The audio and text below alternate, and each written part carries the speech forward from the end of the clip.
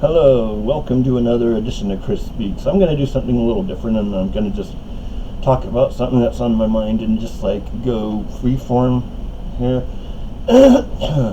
Get away from some of the stuff that's happening in the world that I've been talking about that's just stressing me out. So let's get to other things. Okay, I'm going to talk about an experience I had. It's kind of changed my way of my outlook on things. So I was walking down the street. I had come back from the bookstore, and I just stopped and I looked around at things, and it seemed like I'd stepped outside of everything, and I was just an observer and not part of it. And I watched people go in here and go in there, and it's just like life has become consumerism. It's buy this, buy that, eat this, do that, go there, be here, and it's this whole loop of consumerism where you want something really bad, and you get that thing, and then for a little short amount of time it's kind of it satisfies you, but then you want something else, you want something more, you want something to make you feel like your life is worthwhile. And I just looked at it and was looking at everything, and it just seemed so meaningless. There was no purpose in life, that there was no meaning of life. And that's the thing that comes with being brought up and with religion, a little bit. We went to church sometimes when I was a kid. We weren't super devout, and I was raised Catholic, but what was my point? My point is that from a religious point of view, you always have this idea that life has a meaning, or life has an inherent purpose. And for a second, I just looked at all that, and it seemed that life had no purpose, life had no meaning. But this is a good thing. It didn't seem like it at first, and I was having an existential crisis. And I read a book. I can't remember what the name of the book was, but it was by Alan. What is his name? He's the guy who talks about all kinds of religion. Alan Watts.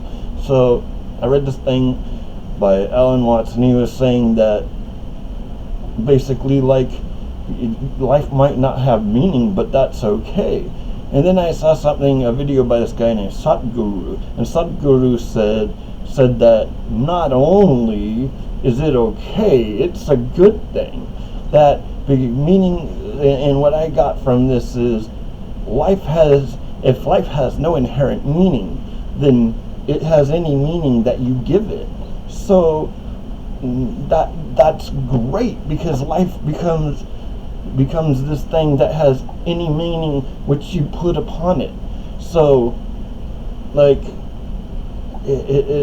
I don't know, I guess it could be considered a spiritual thing, but it's just philosophy, thinking about how thoughts are, and what is reality? Is reality what you see, or is reality your thoughts? And do we all even live in the same reality? I mean, we do. There's consequences. We all pretty much live in the same place with the same rules and the same everything. But, well, I mean, not the same place, but you know what I mean. We're basically in the same world. But at the same time, the way we interpret the world is different. So therefore, possibly everybody has their own reality of what is going on. This doesn't mean that there's not rules, that there's not laws, that you don't have to follow the laws of the Constitution of the United States or whatever the hell it is. I mean, there's consequences. There's people out there, they're real people, they get hurt, and people die and shit like that, and it's real. But how do we define reality? If we define reality as what we experience as reality, and since we're all different people, dude, we're around 8 billion people on this planet now, so 8 billion people all experiencing the world reality differently.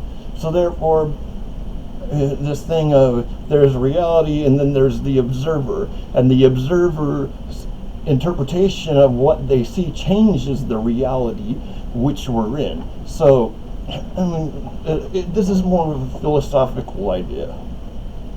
So we are here. It's just like I always wondered, like, okay, you see green and I see green, and we know that color is green, but do we experience green the same? Like, maybe what green looks like to me looks like blue to you, I don't know, or orange to you. We don't know, because we can't possibly know how each particular brain interprets the signals that are given to it. So to me it's green when you say it's green, but how do we experience green? You say it's real, this is reality, that's reality. Okay, but how do we experience that reality? And does our point of view change how we interpret the world itself? I mean, you can take two sides of an argument, and the two people who are arguing are pretty sure that they're right and the other person's wrong. Or not necessarily, but the point being is that, okay, your reality and my reality, even though they seem the same, might be completely different. That's how politicians can argue the same side of things and they both think they're right. It doesn't matter which one's wrong. It just matters who's right or wrong. It matters who believes the person to be right or wrong. So therefore, your experience of Trump might be he's a wonderful person who cares about democracy. But the way I experience Trump is a guy that tried to ruin our country, that's still trying to ruin our country, who wants a dictatorship. Well, that's the only reason I'm getting into politics now, but I'll kind of keep it out of it. But that's kind of my point. You can take one person and you can have three people and they have a completely different view on the person. So my reality and your reality, even though they're pretty much the same reality, are different because you see someone as evil that I see someone as great, or vice versa. I see someone that to me seems to be evil but you think is the greatest person in the world. This is the thing. And how do you, my hair's all messed up. So how do you say what is real and what is not real? There's my favorite author, my favorite fiction author is he's a science fiction author named Philip K. Dick, and Philip K. Dick wrote a lot of books that were made into movies: Blade Runner, Total Recall, Paycheck. What's the other one? The one with Tom Cruise by Spielberg. What is it called? That's right, the Minority Report. Those were all Philip K. Dick, and all these stories all have to do with reality and what does it mean to be real or to be alive or to have consciousness. Is it simply flesh and blood that makes us alive, or is it our consciousness? Does having a consciousness make us a being? So if a robot could have a consciousness, would he not have a soul? Stuff like that. Like, not really, but like that's the kind of stuff he riffs on, man. Well, he's been dead for quite a while. He died in the 80s. He got a massive heart attack. The dude did tons of speed. He was that's what he'd do. He would like stay up for like a month and frickin' write 5 novels or 20 short stories or something. Well, to each their own. But the point is I don't know, like, how we interpret things is how it becomes real to us. So, I don't know, just kind of throwing it out there. Kind of like think about the Matrix. And the Matrix isn't real, but your experience of the Matrix is real. And once you're brought outside of the Matrix and you're put back in, well, not really put back in, but you know how they plug into the Matrix?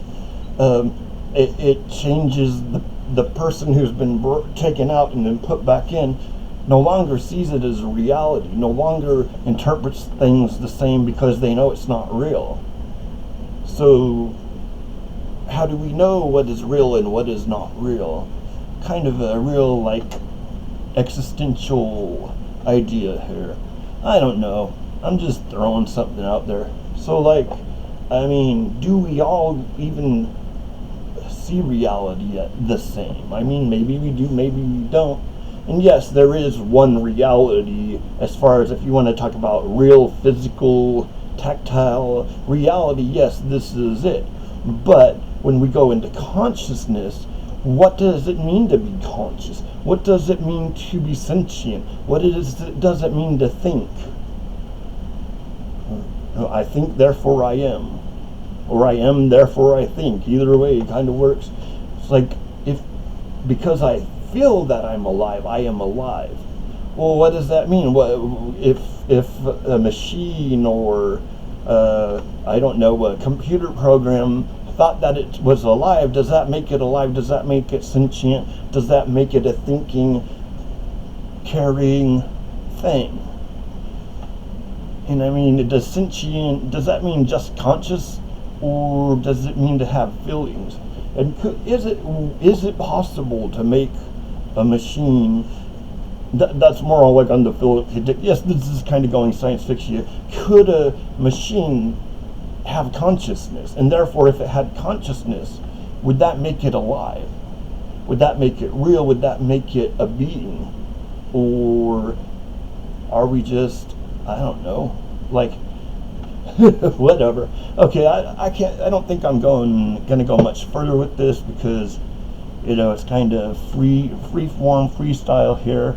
But hey, man, if you got anything you can add to the conversation, I don't know, why don't you leave a response? Well, not a response, but leave a comment, and like maybe whatever you put into it, maybe I'll go off on another tangent there and like I'll try to answer your questions, and maybe, well, right now I could probably answer all the questions because nobody really watches my show. So, well, I mean, so respond or don't respond. Why don't you go ahead and subscribe to my channel if you like it? If you have friends that might like my channel, why don't you share one of my videos? So I'm just gonna end it right here and call it a show. So it's been another episode of Chris Speaks, and I'm your host, Chris Thompson. Have a great day.